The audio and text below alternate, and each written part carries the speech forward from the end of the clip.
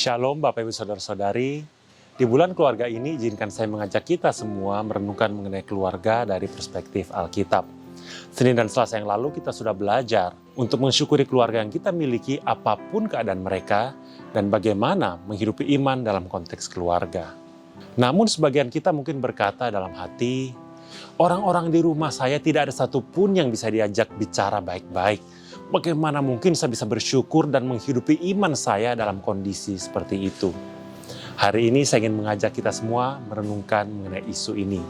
Dalam relasi dengan sesama, termasuk dengan pasangan atau anggota keluarga kita, tidak jarang timbul konflik yang membuat salah satu atau kedua belah pihak merasa menemui jalan buntu dalam hal berkomunikasi. Hal ini mungkin terjadi karena salah satu atau kedua belah pihak merasa tidak tahu lagi bagaimana harus menyampaikan apa yang mereka pikirkan atau yang mereka rasakan. Di saat yang bersamaan, salah satu atau kedua belah pihak juga tidak mampu lagi menangkap apa yang dipikirkan atau yang dirasakan lawan bicaranya.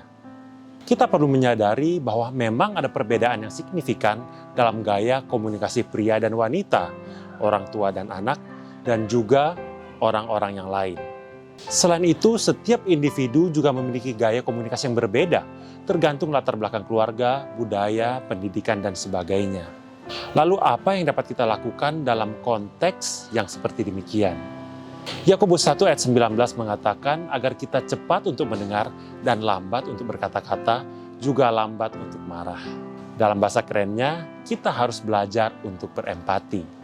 Pertama-tama, mari kita sadari perbedaan gaya komunikasi yang ada dan mari kita menerima hal tersebut sebagai realita. Perbedaan gaya komunikasi tidak perlu selalu menjadi konflik.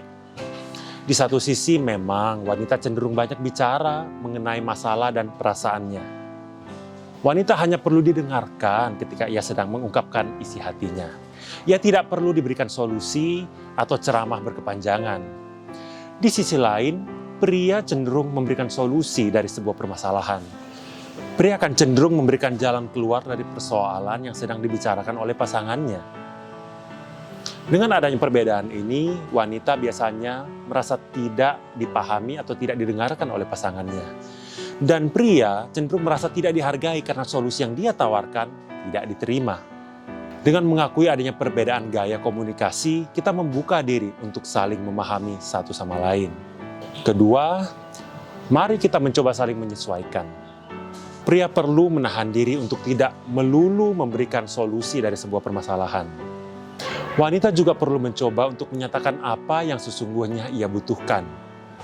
Jika memang hanya butuh didengarkan dan tidak butuh solusi, ungkapkan saja kepada pasangan. Ketiga, coba ubah struktur kalimat yang kita gunakan dalam komunikasi. Sebisa mungkin hindari kalimat yang memberikan kesan penghakiman atau judgement kepada orang lain. Misalnya, gunakan aku pikir atau aku rasa daripada kamu itu ya selalu aja. Atau kamu itu ya nggak pernah titik gitu ya. Kalimat aku merasa nggak nyaman kalau kamu selalu mencoba memberikan solusi sebelum aku selesai ngomong terdengar lebih baik daripada kamu nggak pernah dengerin aku.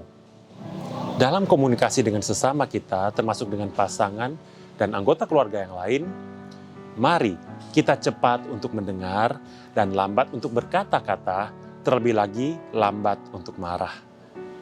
Kiranya Tuhan memberkati kita.